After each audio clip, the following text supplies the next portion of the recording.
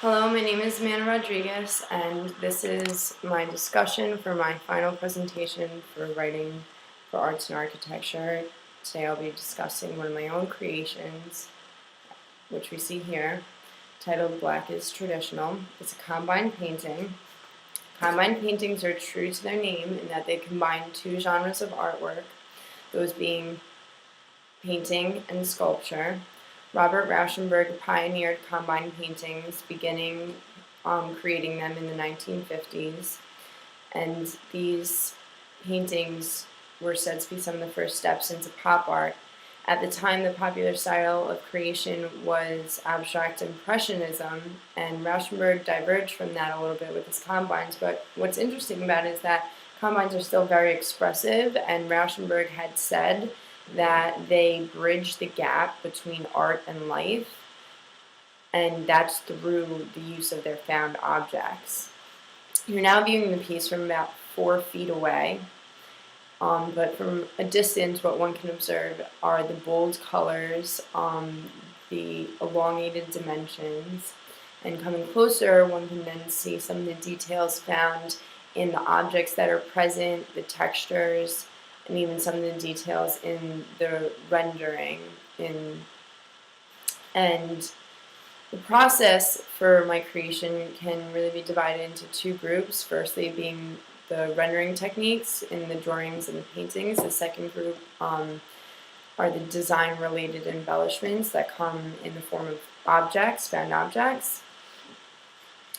When I began this painting, I hand-stretched a canvas to the dimensions of 30 by 14, and it gained a couple of inches when I added the image of the capital on.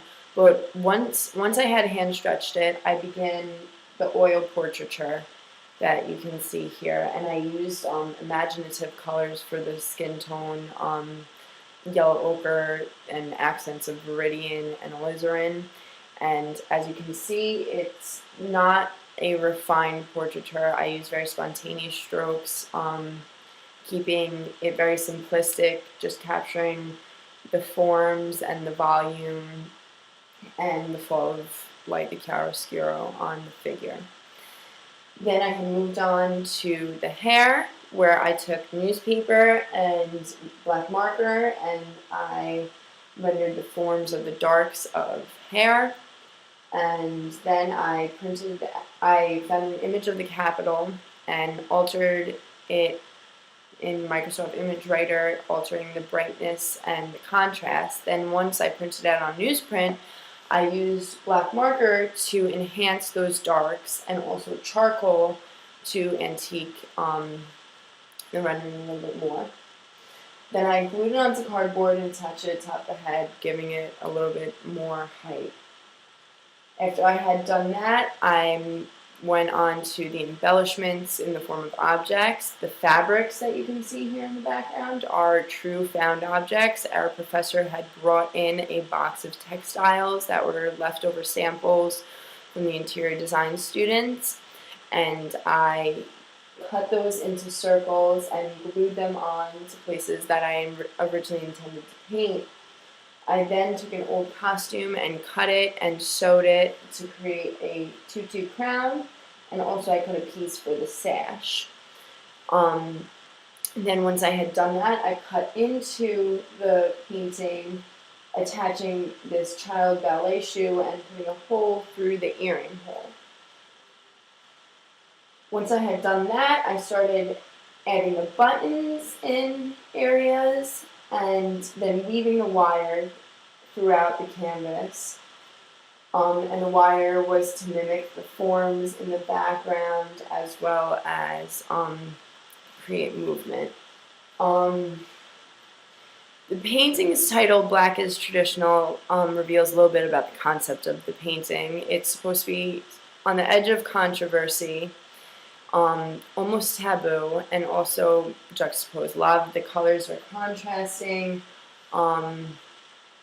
and just like the title contrasts the concept, there's nothing really traditional about this painting. That quote, "Black is traditional" came from the movie Coraline, where some of the inspiration for the painting had come from, especially the concept of the button eye that was from the movie.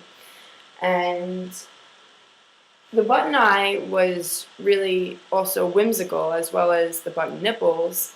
And I tried to create that balance of somewhat controversial, somewhat whimsical in this painting. And another inspiration for the painting was the Statue of Liberty. I tried to mimic some of her forms in the headdress and the sash, but overall the painting was very liberating because I had no restrictions